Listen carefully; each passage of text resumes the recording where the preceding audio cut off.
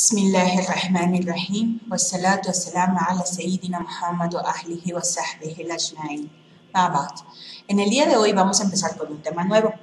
Vamos a empezar a ver ya la parte de tecnología de los alimentos. Pero antes de eso vamos a empezar a tratar un tema que es muy importante, tanto desde el punto de vista islámico como desde el punto de vista científico. De hecho, porque es el porqué o es la razón de los procesadores de alimentos y es una de las razones de peso por las cuales se hace tanto hincapié dentro de la parte de procesamiento de alimentos, dentro de la parte de alimentación en el Islam, en la jurisprudencia islámica. Vamos a hablar hoy día acerca de la nutrición humana. La ciencia de la nutrición humana, porque es una ciencia, se encarga básicamente del estudio de los alimentos en relación con las necesidades de los hombres. Vamos a abordar este tema desde el punto de vista científico, donde hayan puntos en los cuales hay convergencia con la parte religiosa, los tomaremos desde ambos puntos de vista. Básicamente pretendemos proporcionar a nuestros estudiantes, a los futuros auditores de calidad halal, los elementos y conceptos básicos para poder comprender el ciclo de nutrición humana y su fundamentación. Vamos a estar desarrollando aspectos técnicos como los aspectos básicos de la nutrición, qué es el proceso nutricional, la diferencia entre alimento y dieta y por último vamos a estar hablando un poco de las sustancias antinutricionales. Por supuesto, haciendo referencia siempre a qué dice el Corán y la Sunna con respecto a cada uno de estos temas.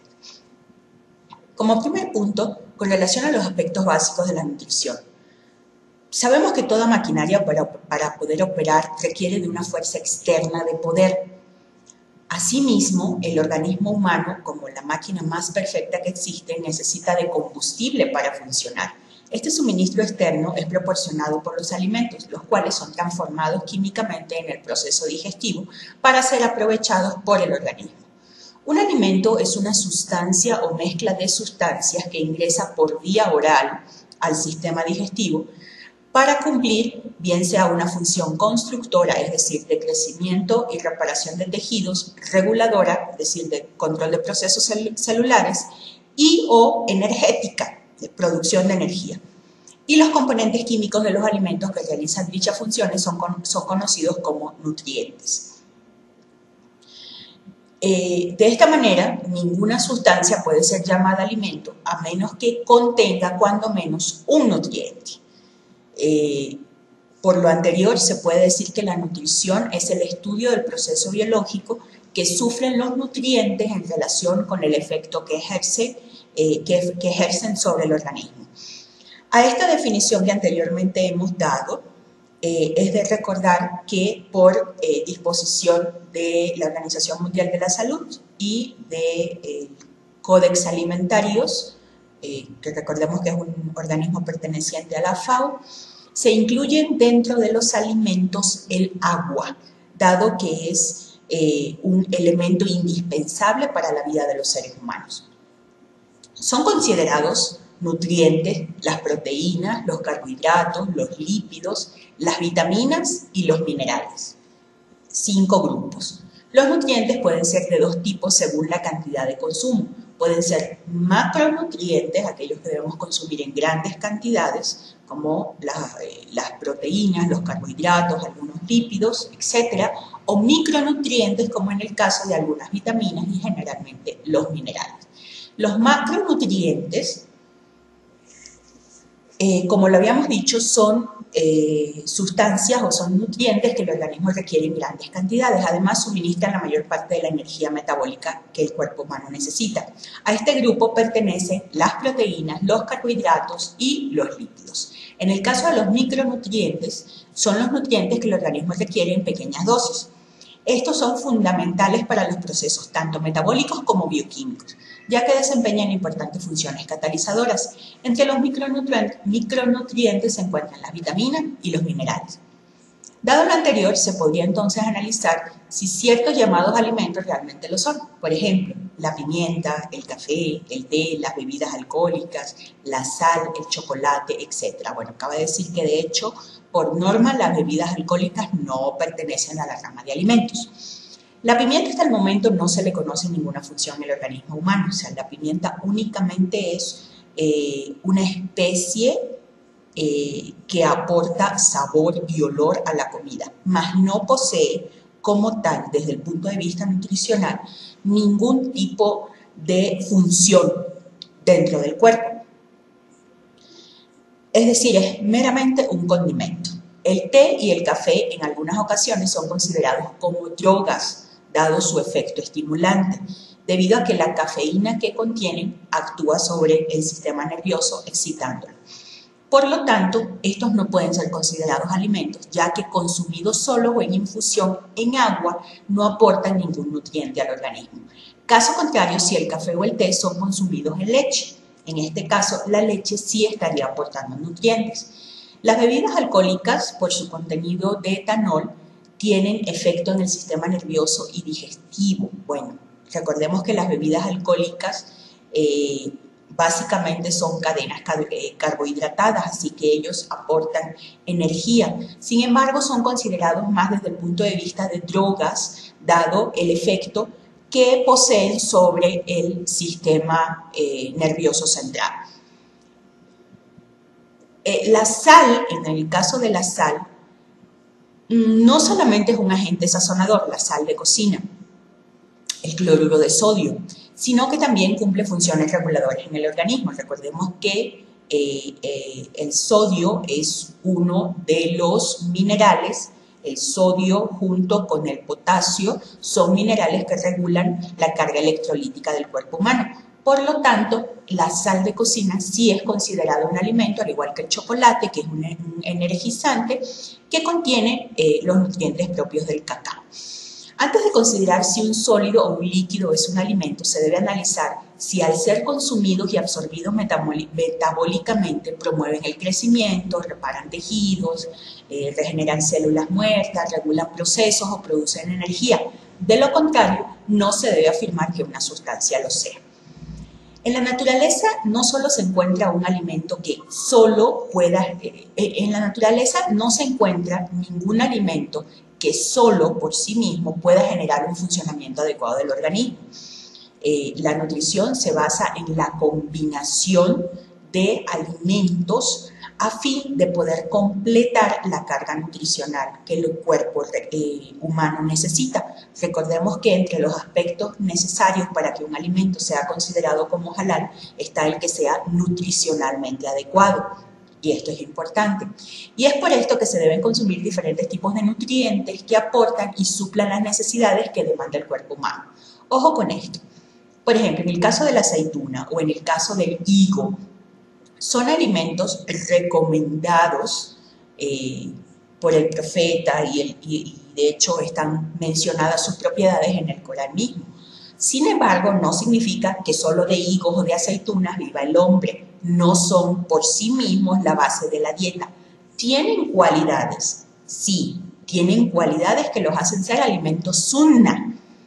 Incluso se puede hablar de cualidades curativas, igual que otros alimentos, mas no significa esto en ningún momento que los alimentos sunna por sí mismos constituyan base de dieta o constituyan o puedan constituir componente único de una dieta.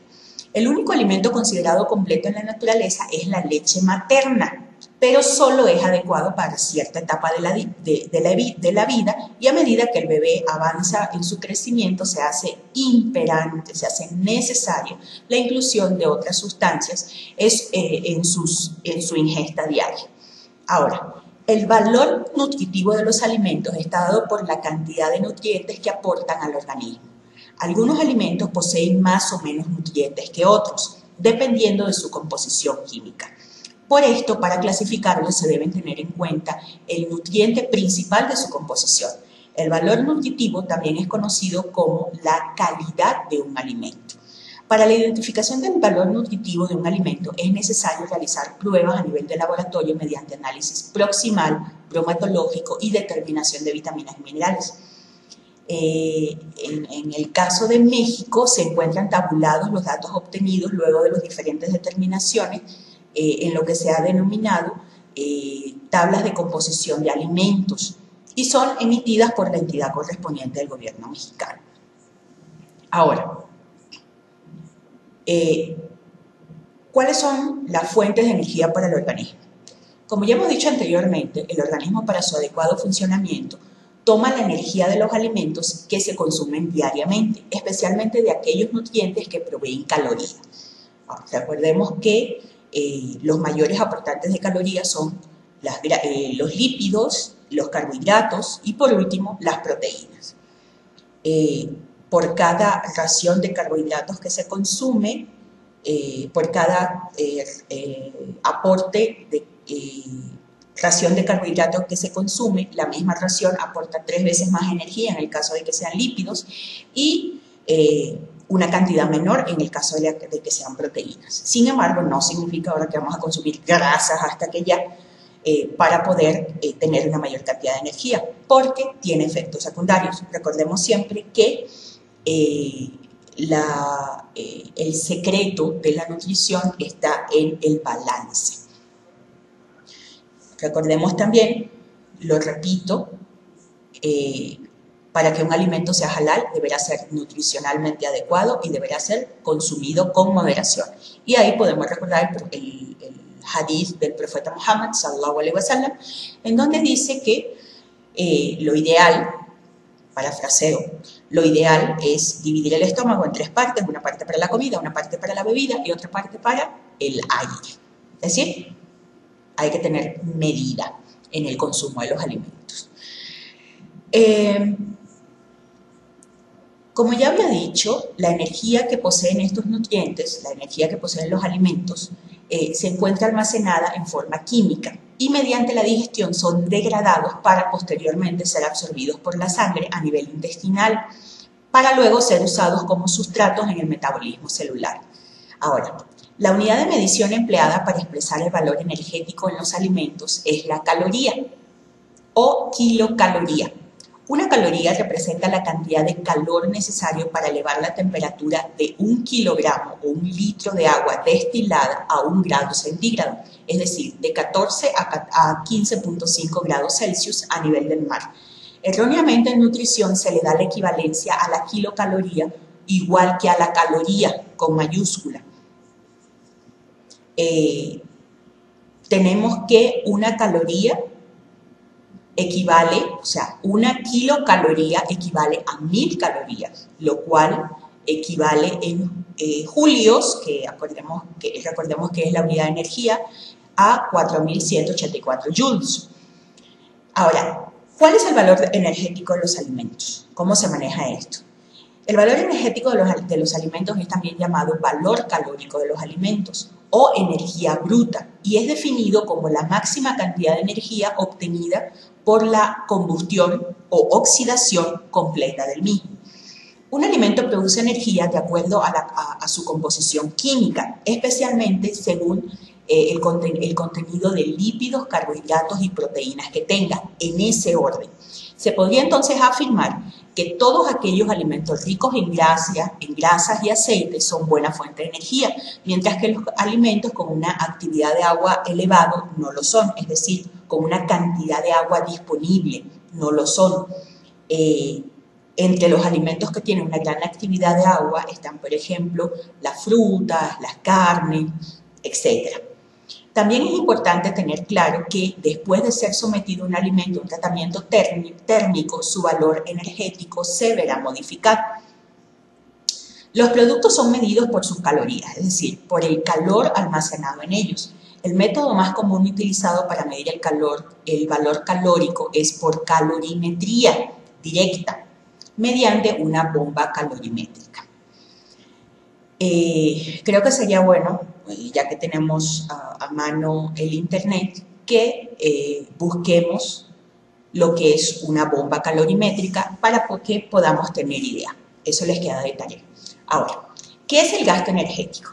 Existen varios factores que influyen en las necesidades calóricas del individuo. como por ejemplo la edad, el peso, la altura, el sexo, la raza, la constitución ósea, pero sobresale sobre todo la actividad física. La diferencia de consumo es bastante significativa entre un trabajo pesado físicamente hablando y otro que no lo es. Por ejemplo, el consumo calórico de una hora de trabajo intelectual o trabajo de oficina, que reporta un gasto energético de 1.75 calorías por minuto, por ejemplo, a 1045 calorías en el caso de los trabajos forzados, como en el caso de la minería, los cargabultos, etc., es bastante grande. Ahora, en estados de reposo absoluto hay algo que se llama metabolismo basal, que es el consumo calórico mínimo que posee el cuerpo necesario para poder mantener las funciones vitales. Ahora, el consumo basal aumenta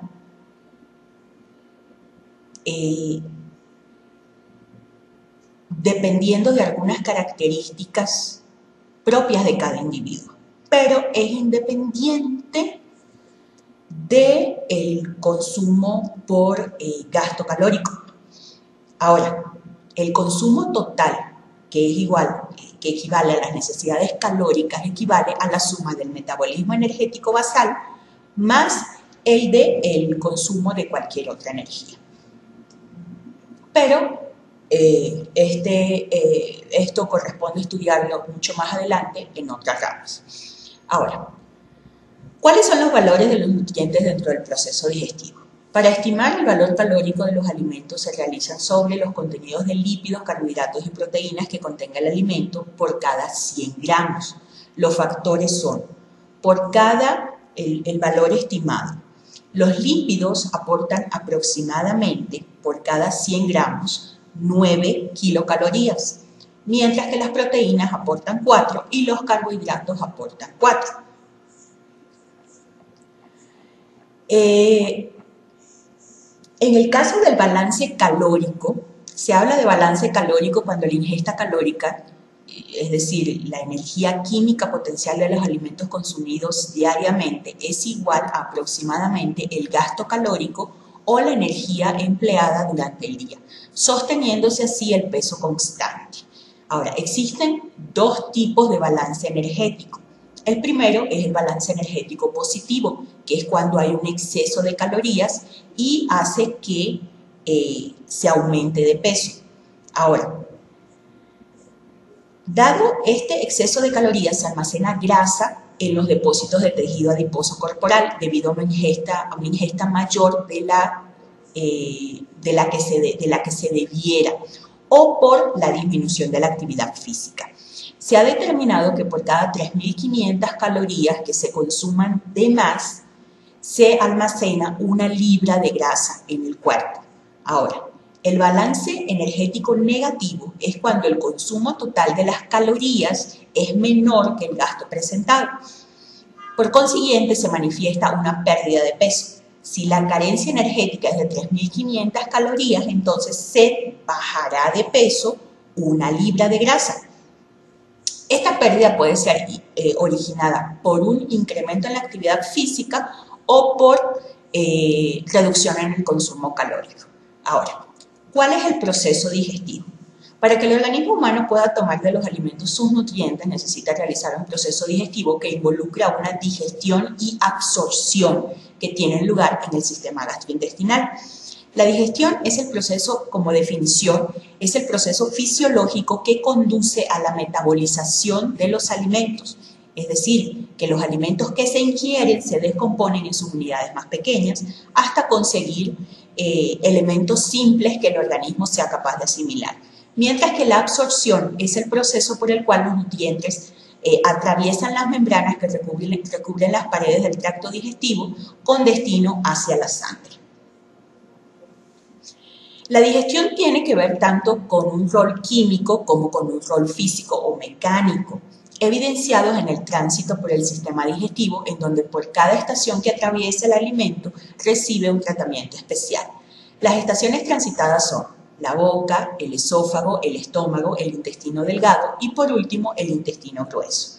El proceso químico de la digestión consiste en la descomposición de las moléculas grandes en unas de menor tamaño, mientras que el proceso físico o mecánico se presenta por un rompimiento de grandes partículas del alimento para obtener partículas de tamaño menor.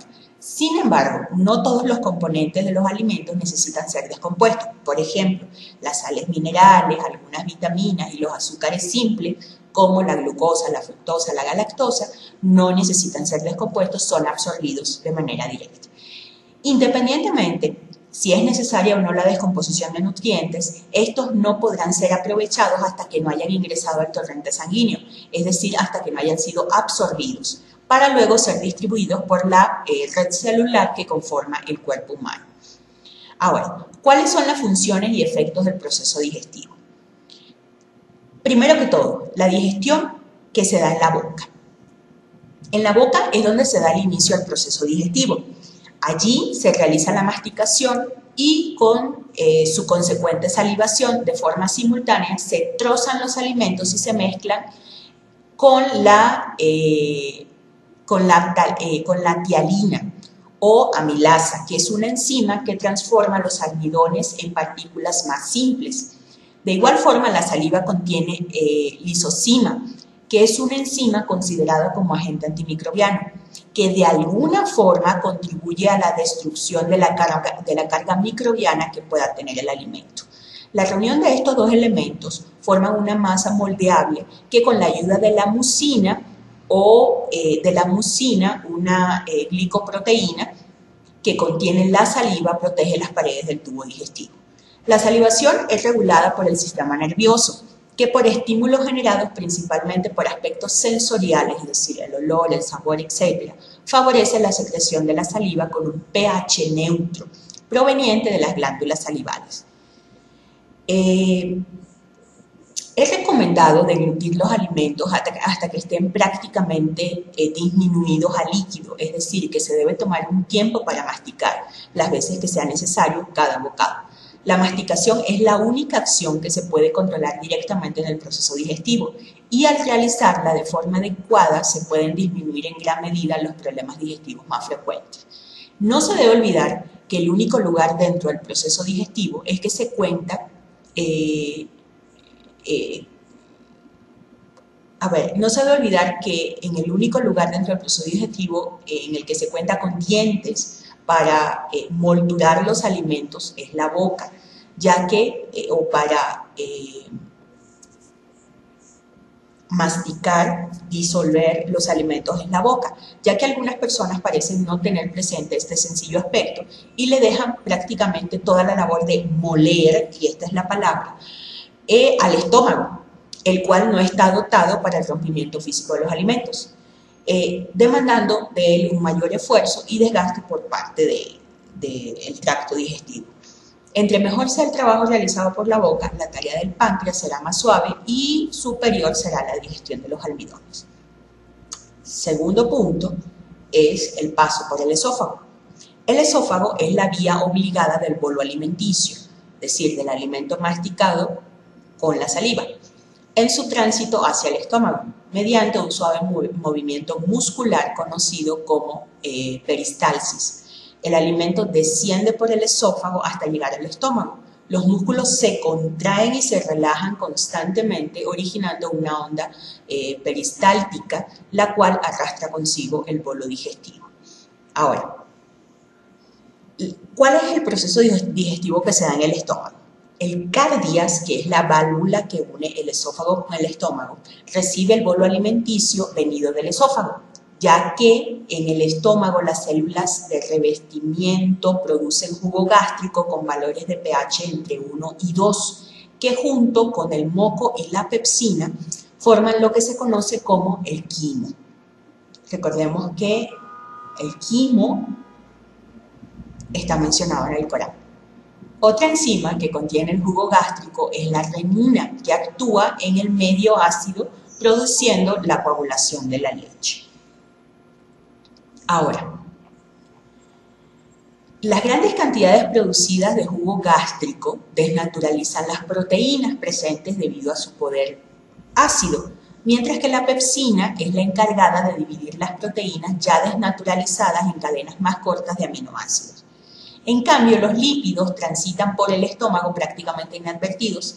Al parecer, ninguna acción enzimática se encarga de estos, pero sí los lípidos pueden entorpecer la digestión de otros componentes de los alimentos, ya que pueden formar capas lipídicas en los fragmentos de nutrientes, impidiendo la labor de las enzimas y del jugo gástrico. En el caso de los carbohidratos, su digestión permanece estática durante la estadía en el estómago, debido al que al mezclarse con los ácidos del contenido estomacal, la tialina pierde su efecto, y entre más proteína se haya consumido junto con los almidones, más acidez presentan los jugos gástricos. Por consiguiente, menos activas estarán las amilasas sobre ellos. La digestión presentada en el estómago alcanza a demorarse varias horas y debido a la temperatura se puede manifestar una fermentación de los carbohidratos que quedaron a medio digerir, generando gases emanados por la boca que pasan directamente al intestino. La absorción de nutrientes que se presenta a través de las paredes del estómago es poca, por lo que conviene disminuir el tiempo de permanencia en esta estación del proceso digestivo para tener acceso rápido a los nutrientes. El tiempo de vaciado del estómago es considerado entre 2 y 6 horas dependiendo del tipo de nutriente consumido. Por ejemplo, los lípidos demoran más que los carbohidratos, que salen rápidamente. En el estómago se producen ondas peristálticas aun cuando esté vacío. Dichas ondas hacen que la comida se mezcle bien con los jugos gástricos y desplazan el quimo hacia el píloro. El píloro es la válvula que une el estómago con el intestino delgado. Y obviamente es la válvula que permite el paso hacia el duodeno, que es la primera parte del intestino. La válvula pilórica se abre y se cierra de esta manera en intervalos de tiempo, permitiendo el paso de pequeñas cantidades de quimo hacia la primera parte del intestino delgado. Este proceso es realizado hasta que no quede quimo en el estómago, que es aproximadamente 6 horas después de haber ingerido el alimento. En el caso de la digestión intestinal, el intestino se divide en dos partes, el intestino delgado y el intestino grueso. En el caso del intestino delgado, es allí donde continúa la digestión de lípidos y carbohidratos. Recordemos que fueron componentes que no son digeridos en el estómago por no necesitar de un medio ácido para hacerlo. Además, se prosigue con la degradación de proteínas iniciada anteriormente y con la descomposición de estas en peptonas, de las proteínas en peptonas. Una vez entra el quimo en el intestino delgado, es neutralizado por sustancias alcalinas secretadas de forma simultánea por el páncreas, que es el jugo pancreático, el hígado, la bilis, que es almacenada en la vesícula biliar, y por el intestino delgado, que secreta el jugo intestinal. Las dos primeras secreciones entran al intestino por un conducto cercano ubicado debajo del duodeno. Dichas secreciones son estimuladas por reflejos nerviosos, por la presencia del quimo y por la acción de las hormonas gastrointestinales. Ahora, el jugo pancreático está compuesto por una amilasa pancreática muy fuerte, que es la encargada de romper los almidones que todavía puedan quedar.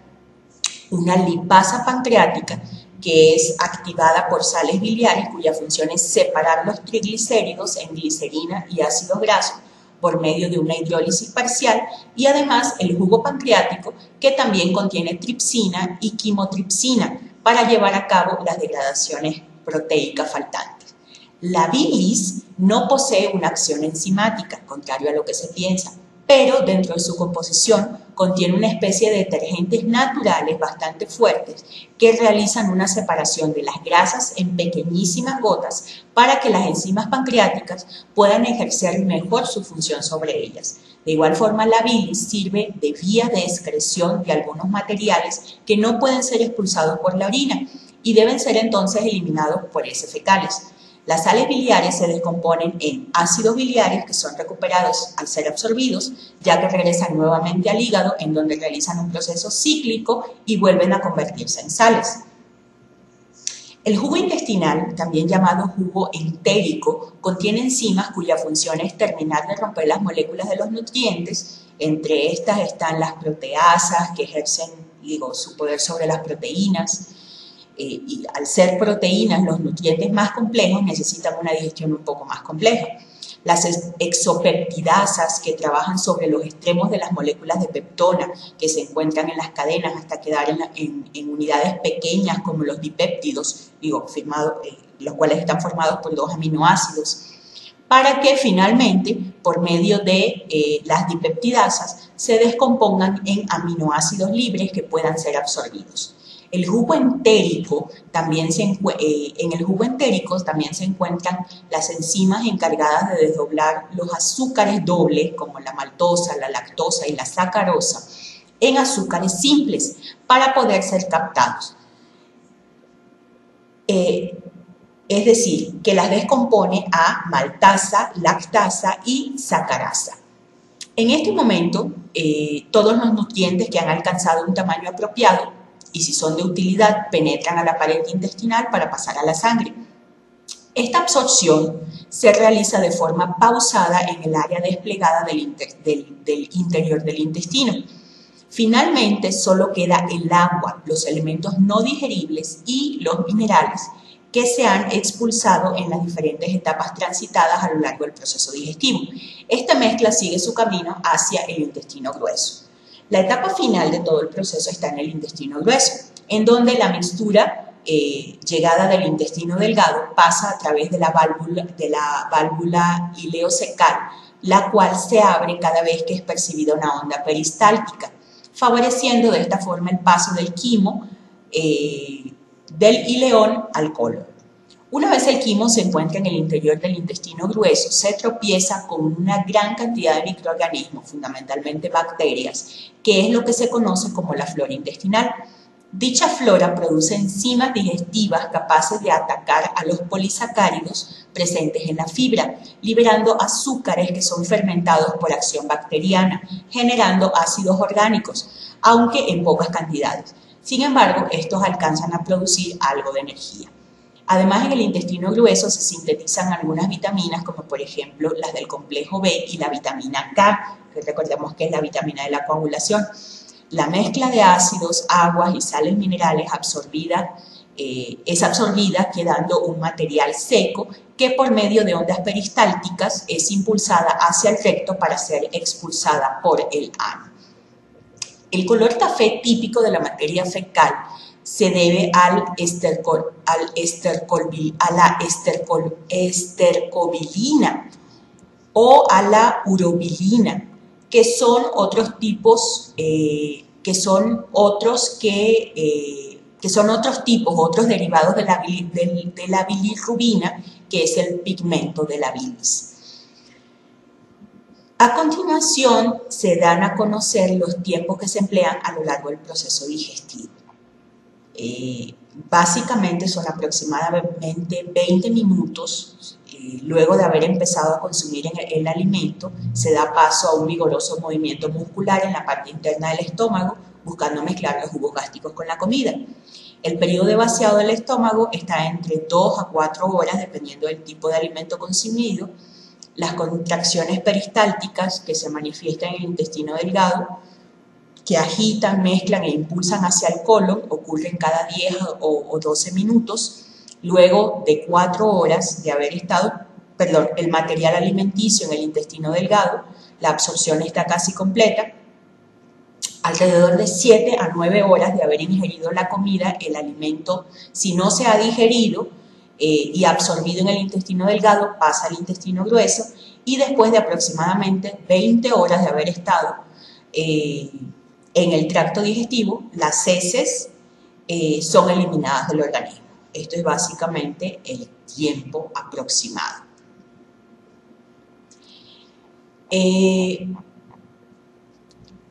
¿Cuál es la diferencia entre los alimentos y la dieta?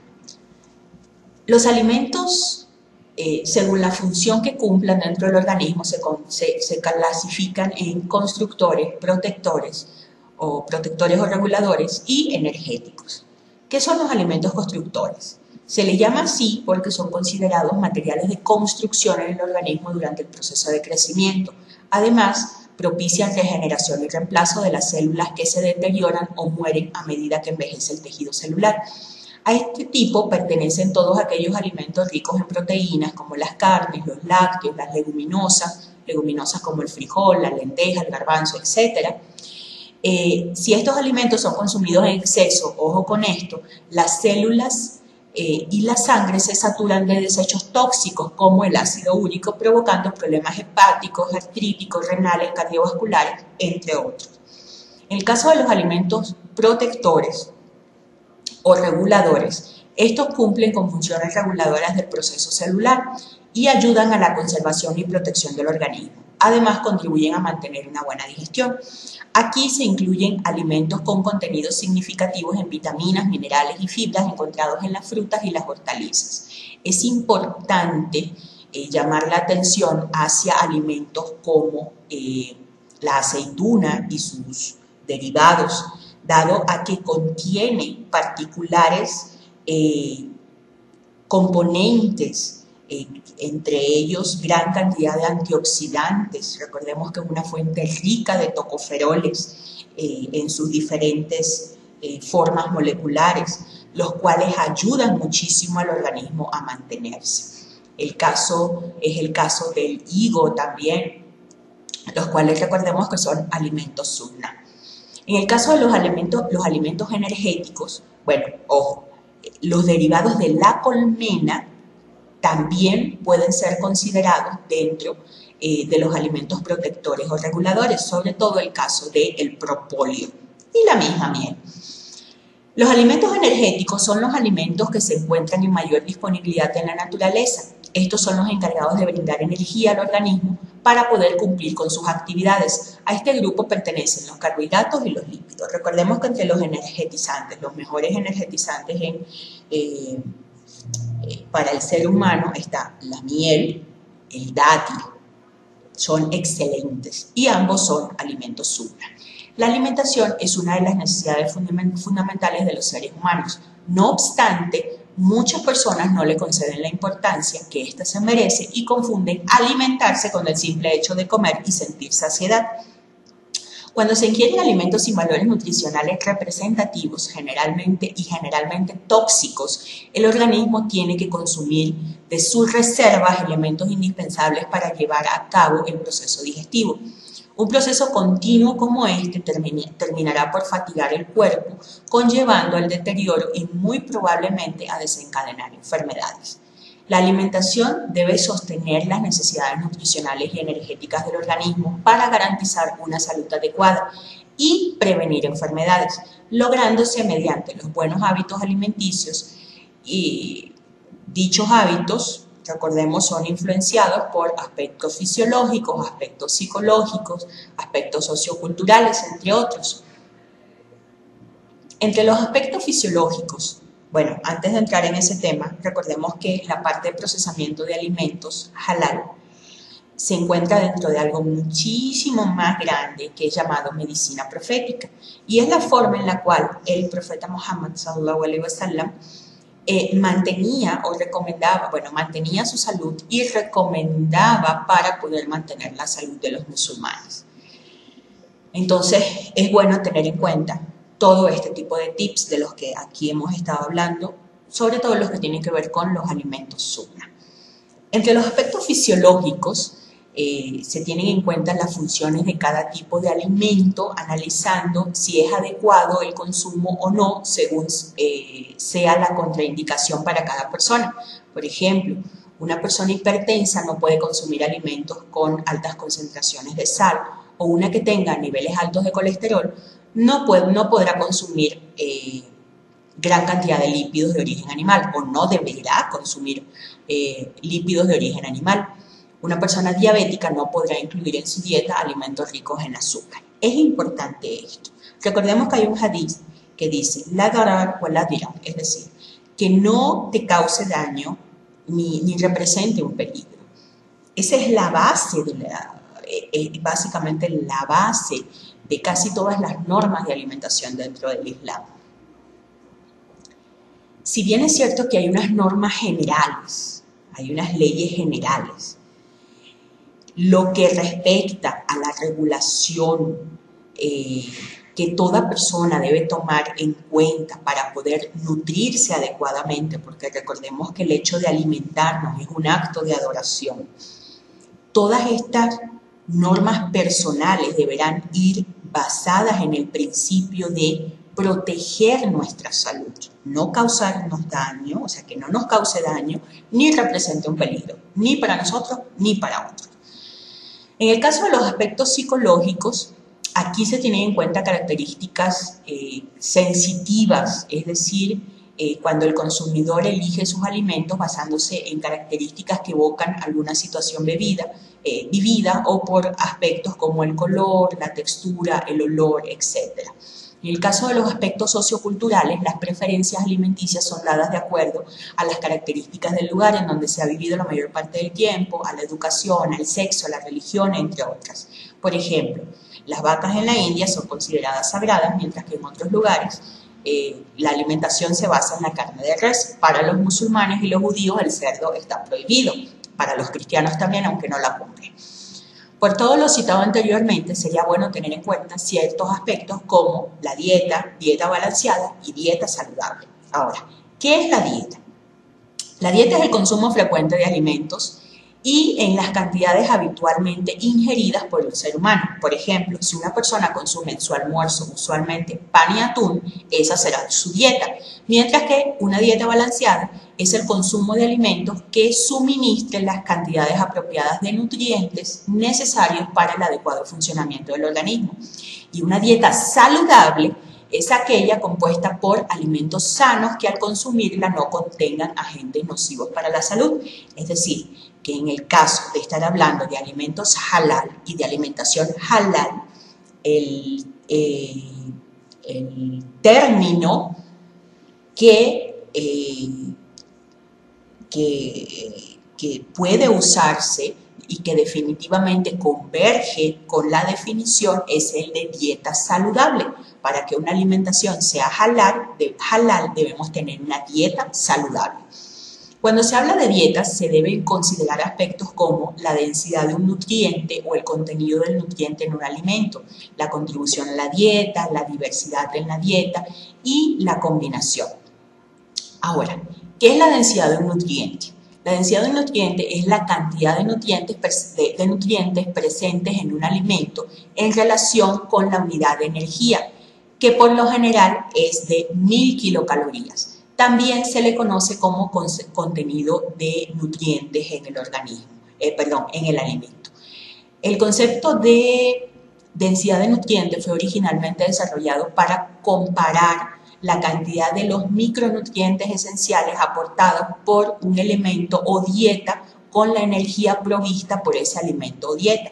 Por eso, aquellos alimentos que tienen una alta densidad de nutrientes son buenas fuentes de micronutrientes o de proteínas, son más importantes como fuentes de estos nutrientes esenciales que como fuentes de energía. La aproximación tradicional para proveer guías dietéticas y evaluar la suficiencia nutricional de las dietas se enfoca en los aportes dietéticos recomendados para nutrientes específicos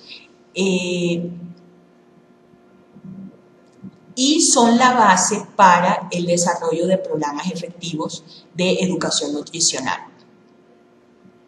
Generalmente quienes se encargan de elaborar todo este tipo de directivas son la FAO y la Organización Mundial de la Salud. Ahora, la densidad de los nutrientes permite ser calculada en cualquier alimento para todos los nutrientes que éste lleve. Se debe tener presente que en los alimentos procesados se tiende a disminuir la densidad, ya que durante sus procesos de elaboración se presentan pérdidas nutricionales en la mayoría de los casos. Por ejemplo, en los procesos en donde se involucran altas temperaturas, refinaciones, eliminación de envolturas naturales, etc. Cuando una persona no puede ingerir ciertas cantidades de alimentos para obtener sus requerimientos, debe incluir en su dieta alimentos que presenten altas densidades para suplir su consumo bajo en algunas comidas. Para la determinación de la densidad de los nutrientes, hay que hacer los cálculos de manera personalizada. Esto ya tendrá que ver, es decir, que esto ya irá a variar de persona a persona. Creo que hasta aquí vamos a dejarlo, ya me he extendido bastante. En nuestra siguiente clase vamos a continuar con el tema y vamos a empezar a hablar de las sustancias nutricionales. Este capítulo vamos a tomarlo bastante rápidamente debido a que directamente no nos corresponde, aunque sí influirá muchísimo en nuestro trabajo. Muchísimos éxitos, nos vemos mañana. Asalamu alaikum.